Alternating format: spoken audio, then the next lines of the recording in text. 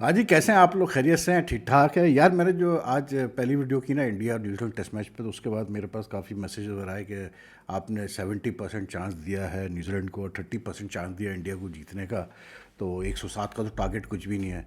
तो मैंने सिर्फ यही बात कही और मेरे जहन में यही बात है कि भाई देखें, ये क्रिकेट है और अगर एक टीम 46 पे आउट हो सकती है एक टेस्ट मैच में, तो उसी पिच पे दूसरी टीम भी आउट हो सकती है। ठीक है, उसके बाद जो है काफ़ी रन्स बने हैं इस पिच के ऊपर, लेकिन मैंने हमेशा ये देखा है कि टेस्ट क्रिकेट में फाइनल डे पे कोई भी अनलेस अनटिल के बिल्कुल फ्लैट पिच हो, तो आप कोई भी टारगेट चेस करने जा रहे होते हैं तो एक प्रेशर होता है हमेशा, उस टीम बैटिंग टीम पे प्रेशर पड़ता ही पड़ता है कि मतलब जो है हमने ये रन्स करने हैं। तो that is and given India track record at home, given the bowling attack, that is why I feel कि India is still in with a chance to win the test match tomorrow. लेकिन बहरहाल will see what happens, because अभी 107 का target है New Zealand के सामने। बाकी अभी थोड़ी देर पहले जो है जी, ये emerging Nations cup, emerging Nations Asia cup में जो है मतलब मैच ख़त्म हुआ इंडिया और पाकिस्तान का, मतलब इनकी ए टीम्स का, और India one by 7 run. And I think two factors contributed to India's win. एक तो मतलब आप हमेशा कहते हैं जब आप बात करते हैं कोई कि यार टर्निंग पॉइंट क्या था मैच का, तो आप किसी बैट्समैन की बात करते हैं या बॉलर की बात करते हैं, लेकिन आई फील कि वो जो एक कैच लिया ना उसने, रमनदीप सिंह ने at what you call it mid wicket to dismiss Yasir Khan, वो था असल टर्निंग पॉइंट मैच का। क्योंकि ऐसा कैच यार मैं कहता हूँ कि it was the outstanding brilliant catch. इसको एक तो ये होता है ना कि एक बंदे ने शॉट खेला और आपने हाथ बस तुक्के में रखा और चिपक की गेंद आपके पास, या आजकल जैसे होता है कि बाउंड्री पे आपने मतलब बॉल को पुश किया, फिर बाउंड्री क्रॉस कर ली, फिर वापस आ गए या किसी और दूसरे फील्डर ने पकड़ ली, वो नहीं। This was a catch in which this fellow Ramandeep went for the catch, he attempted the catch, और मतलब काफ़ी दूर था उससे और बॉल भी लो थी, और उसने जिस तरह से वन हैंडेड कैच प्लक, उसने बिल्कुल लिटरली उसने प्लक किया बॉल को आउट ऑफ द मतलब एयर। एंड आई मीन बहुत ही आला कैच। कासिम अकरम ने भी बहुत अच्छा कैच लिया उसको आउट करने के लिए, क्या बोलते हैं अपना, अभिषेक शर्मा को, but this the one by Ramandeep Singh was really outstanding. और उस वक्त वो कैच आया जब यासिर और कासिम अकरम बहुत अच्छा खेल रहे थे and they were getting the better of the Indian bowlers, तो India needed a break there and they got that break. It was the third wicket to fall. Yasir अच्छा खेला, 33 कुछ उसने किए, लेकिन I think that catch turn the match. And the second factor which I felt turn the match in India favour was कि जो IPL का exposure है इन बच्चों को, हमारे प्लेयर्स को भी बहुत सारों को मतलब जो है पीएसएल का एक्सपोजर था इस टीम में, लेकिन हमारी टीम में जो लड़के हैं उनमें काफ़ी लड़कों को अभी इतना एक्सपोजर नहीं है। कुछ कुछ जैसे है, मोहम्मद हारिस को है, कैसे बोलते हैं ये कासिम अकरम को भी है, अरफात हैदर अली को है, लेकिन अभी समद इस मतलब चैम्पियंस कप में सामने आया, अब्बास आफरीदी को है, जमान को है, लेकिन इंडिया की सारे लड़के जो है they are very, because they play in such मतलब high pressure games and they share I mean the dressing room with such big names कि बड़ा फ़र्क पड़ता है। जैसे ये रामनदीप है, इसने जो लास्ट आईपीएल सीजन में था इसने काफ़ी एक दो बड़ी टेलिंग इनिंग्स खेली फॉर कोलकाता नाइट राइडर्स। तो I think like the exposure that these Indian guys get for in the IPL, it helps them a lot to cope with pressure in pressure। जो ट्रिगर सिचुएशंस होती है ना जहाँ आपने अपने nerves को hold करना है, वहाँ ये लोग होल्ड कर जाते हैं अपने नर्व्स को, और इसीलिए आज जो है वो 7 रन से जीते हैं। बाकी यार देखें, बात यही है कि talent wise compare both countries, तो आई थिंक ये जो इंडिया की ये जो इंडिया इमर्जिंग की टीम आई है, this I would not count as this second what you call it, जो कहते हैं ना आप जनरली आप ये समझते हैं कि सीनियर टीम है, उसके बाद ए टीम है और फिर अंडर 19 टीम है। तो ये इंडिया की ए टीम तो मैं नहीं काउंट करूँगा, क्योंकि बहुत सारे प्लेयर्स बाहर बैठे हैं ना जो कि मतलब अगर इस टीम में होते तो मतलब बिल्कुल इसका लुक ही डिफरेंट होता है इस टीम का। तो आई थिंक कि जो इंडियन सेलेक्टर्स थे दे मे बी दे फेल्ट के यार जो लड़के जिनको चांस नहीं मिल के दे रहा है, तो उनको जो है जो थर्ड फोर्थ टायर के लड़के हैं उनको तो कम से कम चांस दो। जैसे निहाल वडेरा है या बदूनी है या रासिक सलीम वगैरह जो है, तो इसलिए उनको चांस दिया। And I think they show today that they can handle the pressure. Mohammad Haris as usual fail हो गया, और एक दो बॉलें फेस की, एक पे छक्का दूसरे पे बोल्ड।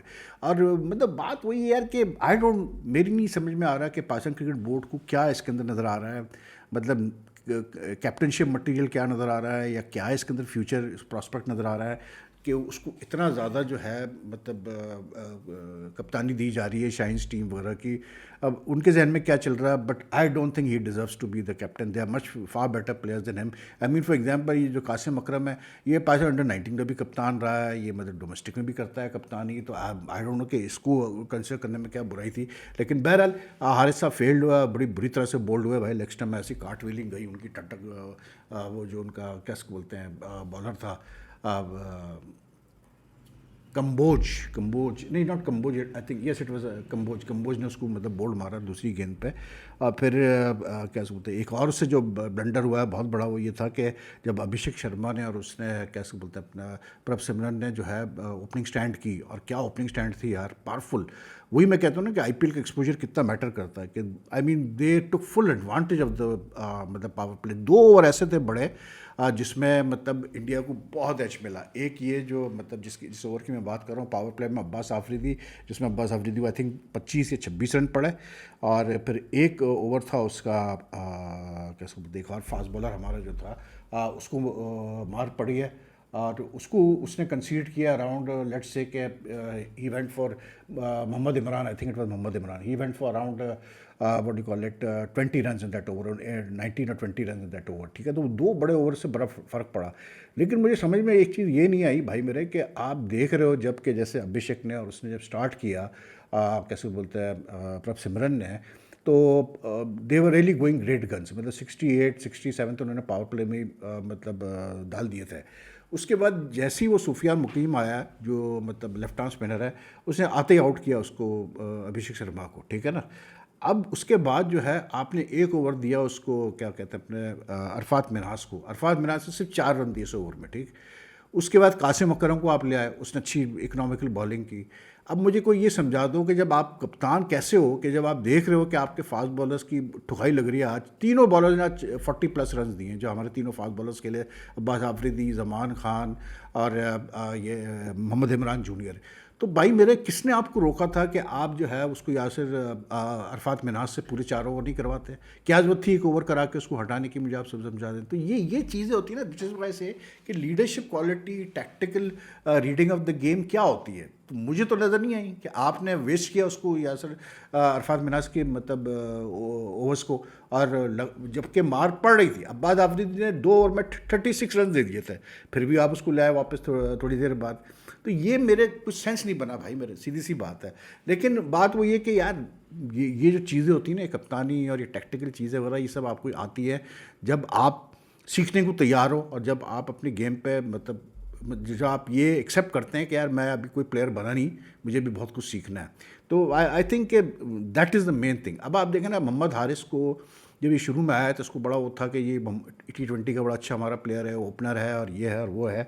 अब आप ये देखें इन कंपैरिजन, ये अभिषेक शर्मा को आप देखें, ये अब इंडिया में अभिषेक शर्मा एक ऐसा है जो खेला हुआ है इंडिया से अभी रिसेंटली, और ये तिलक वर्मा को चांस, ये भी इंडिया को रिप्रेजेंट कर चुका है, ठीक है, सीनियर टीम को। लेकिन अब अभिषेक शर्मा को देखें, जो एक रोल उसको दे दिया गया है, अब वो उसी रोल के मुताबिक खेलता है, और वो खेलता ऐसा है कि वो फेल भी होता है, ऐसा नहीं है कि फेल हो रहा, but his probability, his conversion rate of मतलब स्कोरिंग 30s 40s और more than that in the power play higher than compare to Mohammad Haris. इसलिए क्योंकि वो सेंसिबल क्रिकेट खेलता है। वो ऐसे नहीं कि बस तुक्का एक शॉट है, बस उसको ट्राई करो, या तो इधर फाइन लेग पे खेल लो, या फिर वो एक जो स्कूप शॉट होता है मतलब थर्ड मैन के ऊपर या फाइन लेग के ऊपर, वो ट्राई कर लो और ख़त्म। He is got a range of strokes and he showed that today. बहुत अच्छी उसकी इनिंग्स थी। हमारी तरफ से जो बेस्ट इनिंग्स आई वो आई उसकी यासिर मतलब अरफात मिन्हास की। हाई स्कोर था, 40 कुछ उसने किए, फिर उसने भी अच्छा खेला, समद ने भी अच्छा खेला, but the best innings came from Abbas Afridi. उसने एंड में आके जो है ना बहुत अच्छा खेला। और फिर जो रईसी कसर थी वही हैदर अली। 10 दफ़ा कह चुका हूँ यार, बोल बोल के तंग आ गया हूँ कि भाई ये अब इन प्लेयर्स को मत ट्राई करो, क्योंकि ये सब जितने भी हैं ना, ये हैदर अली वगैरह, आसिफ वगैरह, इनको चांसेस मिल चुके हैं यार। अब आप कितना इनको आजमा के देखेंगे, मुझे बताएं यार, आप कितना आजमा के देखना चाह रहे हैं इनको? आपको एक चीज़ समझ में नहीं आके देती कि यार इन प्लेयर्स में टेम्परामेंट नहीं है, इंटरनेशनल क्रिकेट का, इस टॉप लेवल क्रिकेट का नहीं है टेम्परामेंट। आप दूसरों को चांस दो, नए लड़कों को चांस दो, तो वो फिर वही हैदर अली, वो इरफान खान न्याजी क्यों नहीं सेलेक्ट हुआ इस पाकिस्तान इमर्जिंग टीम में? मेरी तो बिल्कुल समझ में नहीं आया भाई, because he is one hell of a good prospect for Pakistan, और वो है नहीं इस टीम के अंदर। हैदर अली को आपने डाल दिया मतलब इस टीम के अंदर कि जी हैदर अली को चांस दो, क्या फेल, जबकि उनको आज रन करने चाहिए थे। तो बहरहाल समद डिड वेल, समद एक नया प्रॉस्पेक्ट है, ये प्लेड प्रिटी वेल, लेकिन the Indian bowlers kept the pressure, मतलब they sustain the pressure very well, और उनको पता था हमने क्या करना है। उसने जो उनका वो जो अंडर 19 का लेफ्ट आर्म स्पिनर है, उसने बहुत अच्छी बॉलिंग की यार, कैसे बोलते हैं अपना, who played in this World Cup also, Nishant Sandhu, he bowled very well, जबकि उसको सिर्फ 2 ओवर कराया उसने उससे, लेकिन उसने अच्छी बॉलिंग की। तो बहरहाल India has emerged winners in the मतलब फर्स्ट मैच, हालांकि Pakistan are the defending champions, because in 2022 they beat India in the final, लेकिन good match, good nice close match, और मज़ा आया ज़रा मैच देखने का। और अच्छा ग्राउंड है यार, बुरा ग्राउंड नहीं है भाई ओमान में। और फिर सबसे अच्छी चीज़ ये थी, अच्छा खासा क्राउड टर्न अप हुआ है मतलब मैच देखने के लिए। जैसे आज बेंगलुरु में कमाल क्राउड था यार, मतलब फुल हाउस, मज़ा आया देखने का। और मैंने अपनी अर्लियर वीडियो में डिस्कस नहीं कर पाया, लेकिन ऋषभ पंत साहब 99 पे जो अब आज आउट हुए, 7वीं दफ़ा मतलब 36 टेस्ट मैचेस में वो बंदा जो है 90s में आउट हुआ है यार, और उस पर 600 है उसका ऑलरेडी, ठीक है, और फिर एक दफ़ा 89 पे नॉट आउट रहा है वो। तो मतलब आई डोंट नो क्या उसका इशू है कि 90s में वो जिस तरह आउट होता है, क्योंकि जब वो आज आउट हुआ 99 पे लग नहीं रहा था कि उस टाइम पे कि वो आउट होगा, लेकिन आई मे भी शायद बस वो उसको जो नी इंजरी का प्रॉब्लम हो रहा था उसकी वजह से वो तंग था। लेकिन बाकी तो यार और ऐसी कोई ख़ास चीज़ नहीं है, सिर्फ ये है कि ये फ़ाक़िर जमा पे काफ़ी बातें चल रही हैं भाई, कि मतलब एक तो ये कि उसको 21 अक्टूबर तक जवाब देना है शो कॉज नोटिस का, जो उन्होंने मतलब ट्वीट की थी मतलब अपना वही बाबर ऑब्सेशन में आके। और दूसरा ये कि सुना है उसको नी का एक मसला चल रहा है, नी इंजरी का मसला चल रहा है, लेकिन इट्स नॉट दैट बैड कि he can't play at all, मतलब he can play. But from what I know, तो बात ये मतलब ये चल रही है कि जो टीम अनाउंस होगी फॉर ऑस्ट्रेलिया वगैरह, एक तो ये कि सुनने में ये आ रहा है कि ऑस्ट्रेलिया, और क्योंकि 3 फेजेस में है ये, जबकि टीम एक ही दफ़ा जाएगी और एक ही दफ़ा वापस आएगी फिर जनवरी में, मतलब ये सारे 1 डे T20 और 2 टेस्ट मैचेस साथ में खेल के। लेकिन सुनने में ये आ रहा है कि शायद सेलेक्टर्स ये प्लान कर रहे हैं कि इनिशियली सिर्फ ऑस्ट्रेलिया में जो 6 मैचेस हैं, 3 1 डे और 3 T20, इनके लिए स्क्वाड अनाउंस करेंगे। उसके बाद फिर जो है उसके लिए जिम्बाब्वे के लिए फिर दूसरा स्क्वाड होगा, चेंजेस होंगी। फिर साउथ अफ्रीका में जो है 3 मैचेस और 3 T20 और 3 1 डे, उसके लिए भी चेंजेस होंगी। तो they will not announce a final 15 member squad right now, like this squad can be will be change later on. तो फ़ाकिर की बातें चल रही हैं कि शायद उसको ना सेलेक्ट करें, लेकिन from what I no of Aqib Javed, क्योंकि वो लाहौर कलंदर से ही मतलब दोनों का ताल्लुक़ है, फ़ाकिर का भी और आकिब का भी। अब तो खैर आकिब ने छोड़ दिया लाहौर कलंदर्स, लेकिन Aqib has been a big supporter of Fakhar Zaman. और फिर ये भी हमारे पास ये चीज़ क्लियर आ गई है कि जैसे ये जो अभी टेस्ट मैच हुआ मुल्तान में, उसमें नुमान अली और मोहम्मद जाहिद जो खेले, they had failed the fitness test before the test match. In fact उनको जो रिलीज़ किया गया था after the first, before during the first test, वो भी इसलिए रिलीज़ किया गया था कि जो उनका फिटनेस टेस्ट लिया गया था उसमें they couldn't clear that 2 kilometre run in 8 minutes वाला जो होता है वो नहीं कर पाए। तो अभी भी इस टेस्ट से पहले भी इनका यही टेस्ट हुआ कि आप मतलब पता नहीं 2 किलोमीटर है 8 मिनट में क्या भागना था, वो नहीं कर पाए। लेकिन आकिब ने और दूसरे सेलेक्टर ने फिर इंसिस्ट किया कि नहीं यार, स्पिनर्स जो है खेलेंगे, ये दोनों को खिलाना बहुत ज़रूरी है। टीम मैनेजमेंट को समझाया उन्होंने। तो even though they had failed fitness test, तो दोनों को खिलाया, और दोनों ने फिर देख लिया आप क्या, जाहिद ने तो खैर नहीं किया लेकिन नुमान ने किया। Sajid Khan at pass the fitness test. तो आई थिंक आकिब इतना ज़्यादा शायद इस चीज़ में बिलीव, स्किल लेवल पे उसका ज़्यादा यकीन है। तो आई थिंक कि इसके होते हुए मुझे मुश्किल लग रहा है कि फ़ाकिर को ड्रॉप करेंगे। लेकिन देखना ये है कि मंडे को फ़ाकिर जवाब क्या देता है शो कॉज नोटिस का।